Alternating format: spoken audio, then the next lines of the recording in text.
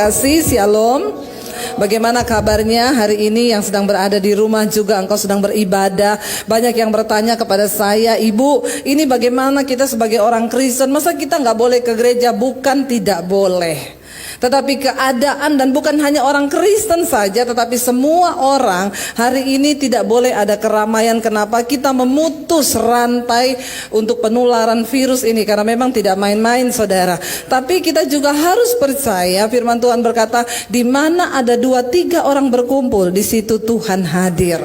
Ya, 2-3 orang itu berbicara tentang komunitas yang kecil, di mana di dalam keluarga dan rumah tangga. Jadi hari ini saya juga percaya virus yang terjadi hari-hari ini ada hikmah bagi setiap kita.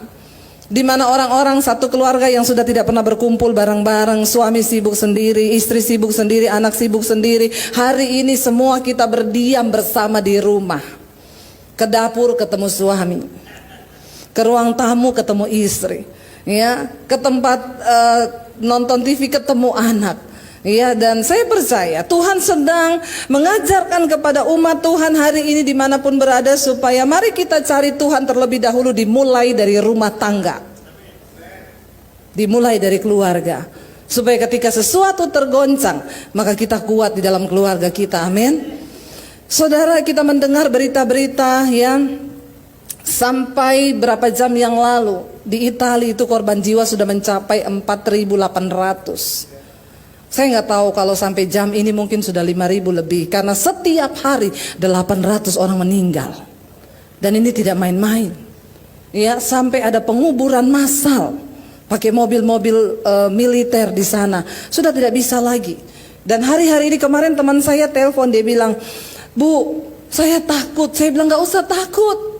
Ya, saya sekarang benar-benar di rumah nggak tahu mau ngapain dan saya ketakutan." Saya bilang, kalau sudah waktunya mati, kita mati. Nggak usah tunggu kena virus, kepleset di kamar mandi juga mati. Ya, jadi hati-hati saudara. Kenapa?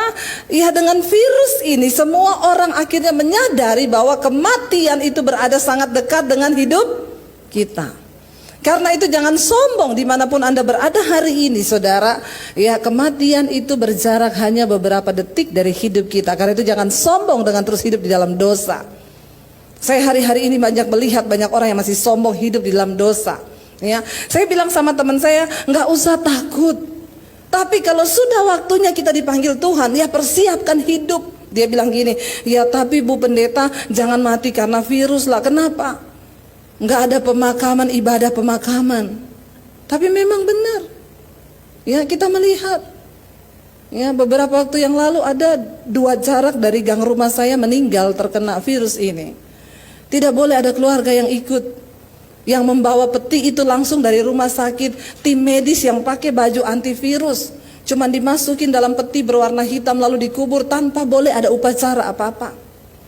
Baru di sini manusia, mata kita semua terbuka hari-hari ini.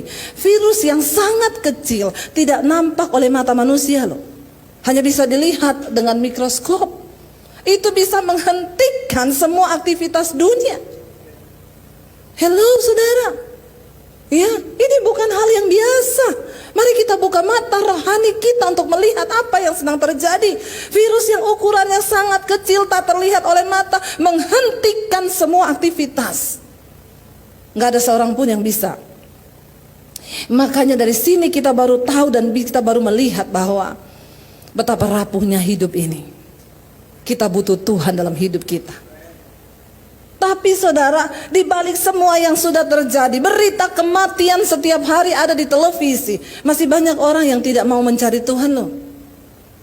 Ya, ini berita tentang virus corona begitu banyak. Setiap hari yang masuk konseling di SMS saya, di WA saya, semuanya kasus perselingkuhan.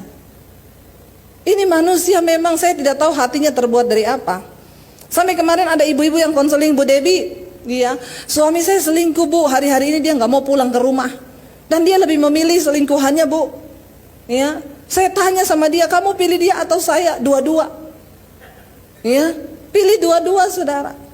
Istrinya bilang, "Ya kamu nggak bisa dua-dua." Suaminya bilang, "Kasih saya waktu untuk bisa memutuskan selingkuhan saya." Istrinya tanya, "Waktunya kapan?" "Tunggu waktu Tuhan." Ini ada orang-orang Kristen yang masih hidup dengan kesombongan di hadapan Tuhan. Saya bilang sama ibu itu gini, Bu, ibu lihat di depan mata kita setiap hari yang kita lihat berita tentang kematian. Ibu sudah ya, kalau suamimu memilih untuk berselingkuh dan hidup dengan selingkuhannya, biarkan dia, Bu. Ibu hari ini fokus dengan hidup ibu. Kenapa kita ada di akhir zaman? Ibu nggak lihat tiap hari ini virus corona membunuh ribuan orang? Jadi ibu, saya cuma mau bilang kepada ibu, nggak usah alay, lebay, baper, koper, bagasi.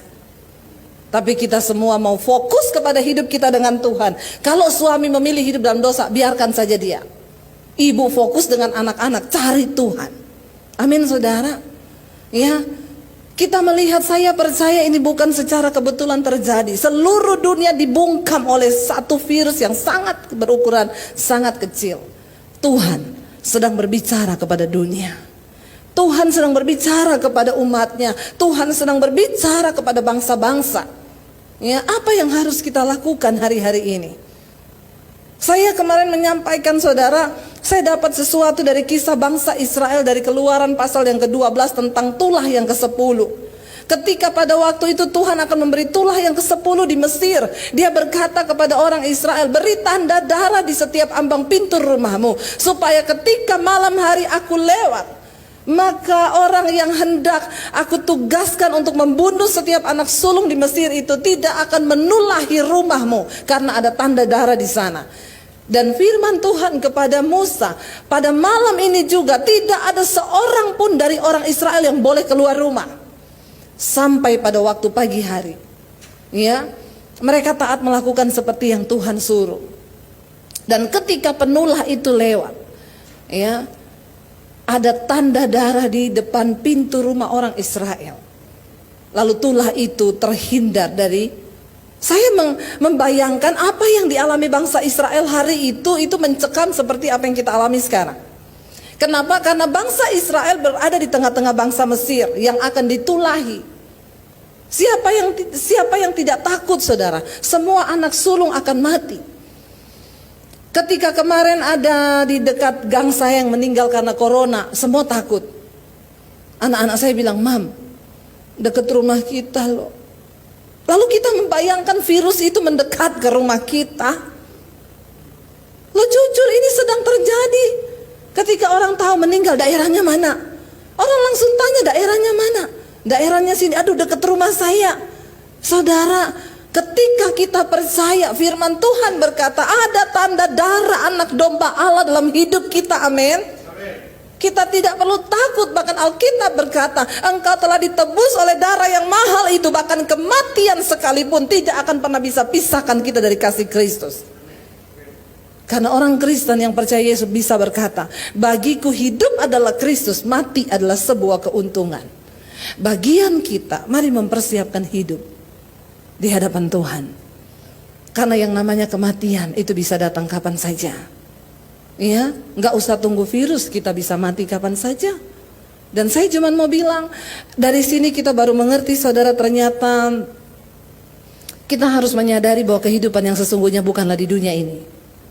Karena Alkitab berkata di dunia ini kita hanya perantau.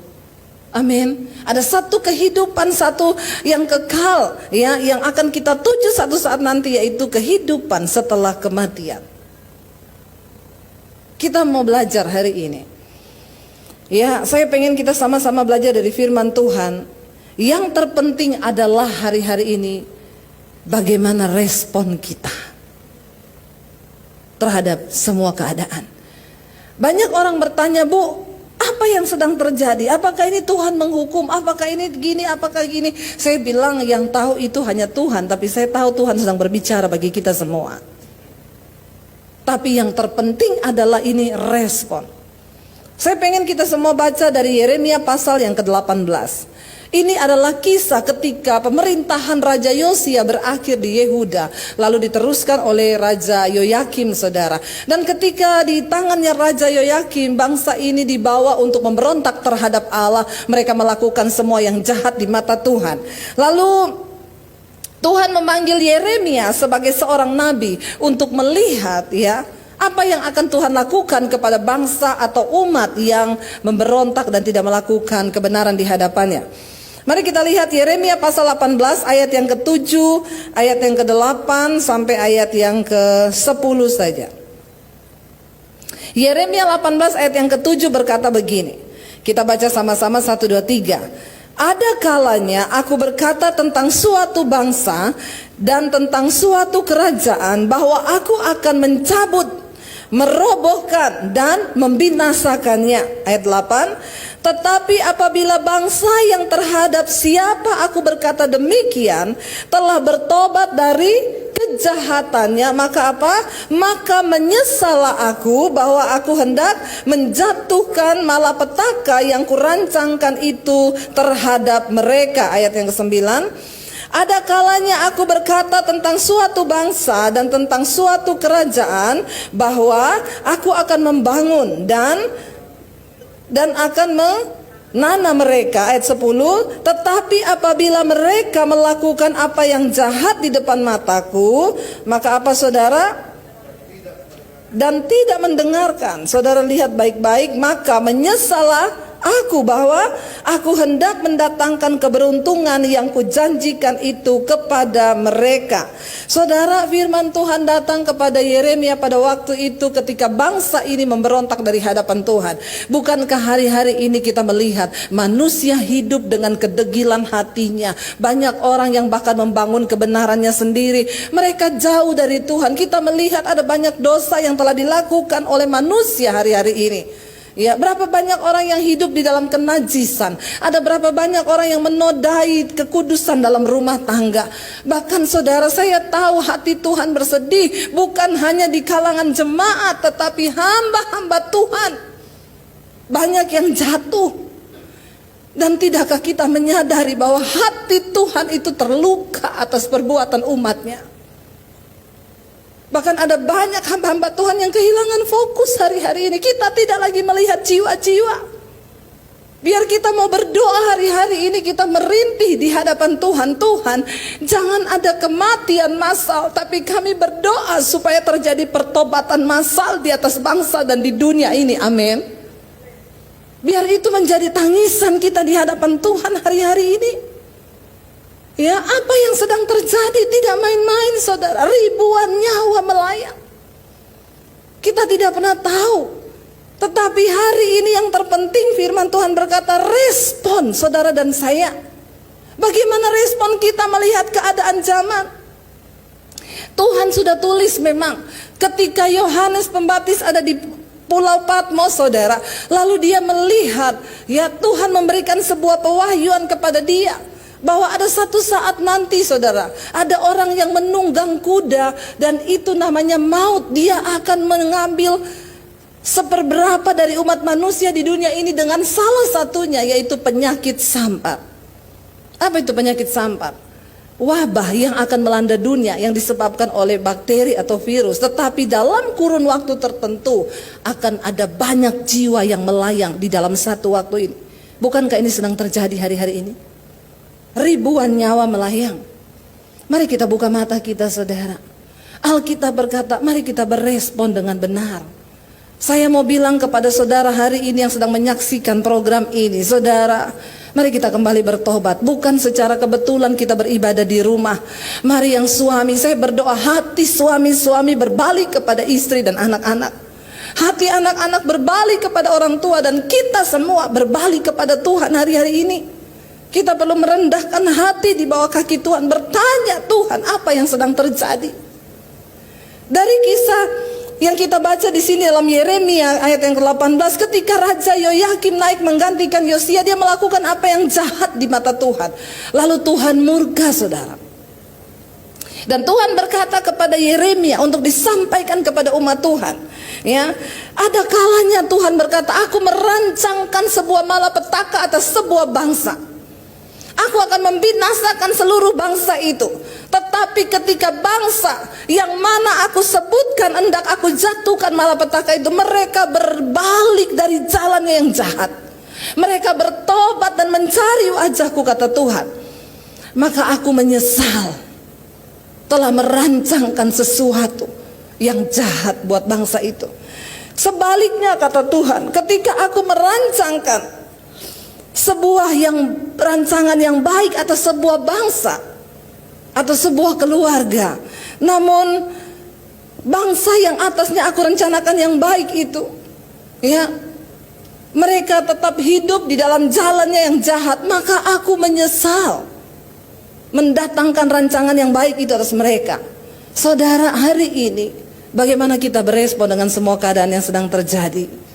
Apakah hari-hari ini kita sungguh-sungguh mencari Tuhan? Saya masih banyak melihat, saudara, orang-orang yang justru dengan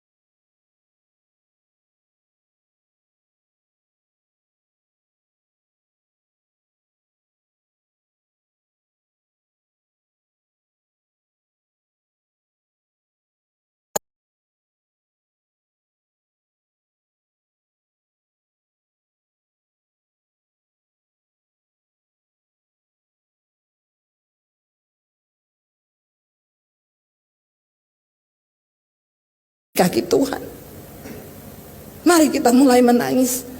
Virus ini telah mengubah cara pandang orang. Virus ini telah mengubah rutinitas yang terjadi. Bukan apa-apa, sekarang gereja, kita tidak bisa lagi beribadah bersama seperti dulu. Sampai kapan? Nggak ada yang tahu. Kita bahkan nggak bisa menjawab. Bukankah ini sesuatu yang luar biasa? Ini bukan main-main, saudara. Ya, siapa yang bisa mengubah tatanan gereja yang sudah dari dulu kita beribadah bersama-sama dan sekarang dalam waktu sekejap bisa terjadi seperti ini? Siapa yang bisa mengubah orang bekerja dari rumah, belajar dari rumah? Saya mendengar banyak berita, banyak orang bilang anak-anak mulai stres. Kenapa? Anak-anak itu biasanya aktif, mereka berada di luar rumah. Bukan cuma anak yang stres, emak-emak juga mulai stres. Kenapa? Karena waktu anak di rumah, ya saya aja 4 kali masak sehari. Ya, 4 kali masak padahal semuanya berhenti. Pelayanan di cancel nih, saudara. Yang setiap hari ada 2-3 kali khotbah. Dalam waktu 2 minggu ini, ibu maaf semua kami cancel dulu sampai batasan waktu. Bahkan ibu, kira-kira kita atur pindah jadwal tanggal berapa ya? Saya bilang jangan dulu dipindah jadwal karena kita belum tahu apa yang akan terjadi ke depan. Ini serius, saudara. Ya, mari kita berespon sesuai dengan firman Tuhan. Orang disuruh berdiam diri, belum 2 minggu ini belum. Ini baru seminggu, saudara. Ya, ibu saya bosan, ibu saya stres, ibu saya orang yang biasa beraktivitas semua disuruh berdiam diri. Dalam waktu singkat semua restoran sepi, mal-mal sepi. Ada yang WA ke saya, ibu saya mau bayar gaji karyawan bulan ini dengan apa? Pemerintah sudah mencanangkan lebaran silaturahmi lewat WA. Gereja harus bisa membuka diri untuk setiap perubahan. Saya baru mengerti kenapa Tuhan dari dulu menyuruh saya ambil alih dunia media. Beritakan Injil lewat media. Karena cepat atau lambat semua akan berubah. Semua akan berubah. Dan kita nggak pernah tahu. Tapi mari kita peka. Ya, mari kita peka. Beberapa saat ini, saudara, sejak orang disuruh berdiam diri di rumah, subscriber saya 1 hari nambah 1000 lebih. Enggak, bukan soal subscriber nambah, bukan. Tapi orang mulai mencari Tuhan. Orang mulai mencari kebenaran. Dan saya begitu terharu mendengarkan mereka, ibu saya mau bertobat. Ada orang-orang yang bilang, ibu dengan semua yang terjadi, Ya, saya melihat tayangan-tayangan ibu beberapa hari ini. Saya bikin saudara tayangan di YouTube saya, wake up call 1, wake up call 2, wake up call 3. Dan itu jemaat dalam waktu saja belum berapa jam yang menyaksikan sudah 15.000, 100.000. Saya tahu orang-orang haus pengen dengar apa pesan Tuhan di balik semua yang terjadi. Mari kita buka mata kita. Jangan sampai kita termasuk menjadi orang-orang yang lambat dalam hal menangkap sesuatu dari Tuhan. Sudah cukup kita bermain-main dengan kekristenan kita. Sudah cukup saudara. Saya cuma menangis melihat pemakaman massal. Apakah itu orang semua sudah bertobat dan mengenal Kristus?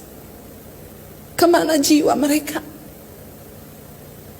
Bahkan sangat menyedihkan. Kemarin ada tetangga saya yang bilang, "Bu, om saya meninggal karena om saya kena, istrinya kena, anaknya kena. Jadi kemarin papanya meninggal, mama sama anaknya masih di ruang isolasi dan tidak ada keluarga yang boleh ikut.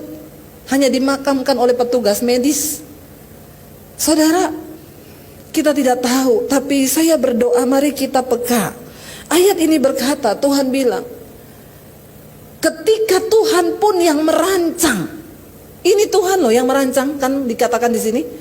Apabila aku merancangkan sebuah malapetaka dan ingin aku membinasakan sebuah bangsa, kata Tuhan. Siapa yang rancang? Tuhan. Bisakah kita mengubah rancangan Tuhan itu? Bisa, kata Alkitab. Waktu kita merendahkan diri dan bertobat. Tuhan bilang, tetapi bangsa yang kepadanya kurancangkan sesuatu yang jahat itu, lalu mereka mau bertobat dan berbalik dari jalan mereka yang jahat. Sebenarnya saudara, sebenarnya cuma satu tujuannya, agar manusia bertobat, kembali merendahkan diri di kaki Tuhan dan menyadari bahwa hidup kita ini tidak ada apa-apanya. Ada orang yang komen di YouTube saya, dia bilang gini, "Bu, kenapa ibu hanya memberitakan kematian? Kasih tahu dong, banyak yang sembuh juga supaya orang gak takut." Saya bilang, sorry ya, saya bukan pendeta yang suka bikin iklan-iklan. Buka mata aja. Saya lebih suka memberitakan, lihat apa yang terjadi. Supaya apa? Semua orang bertobat. Sudah cukup kita dengar yang enak-enak. Sudah cukup gereja memberitakan tentang berkat dan hidup berkelimpahan. Kita kembali kepada pengajaran yang murni, yaitu apa? Bertobat dan senangkan hati Tuhan. Tidak ada cara lain untuk kita bisa menyenangkan hati Tuhan. Tidak ada cara lain selain apa? Kita bertobat dan merendahkan diri di kakinya. Maka Tuhan sanggup membatalkan semua rancangan malapetaka itu. Cuma ketika kita bertobat. Bapak-bapak yang sedang menyaksikan program ini, saya mau bilang, ini bukan secara kebetulan. Mari engkau menjadi imam yang benar di tengah rumah tanggamu.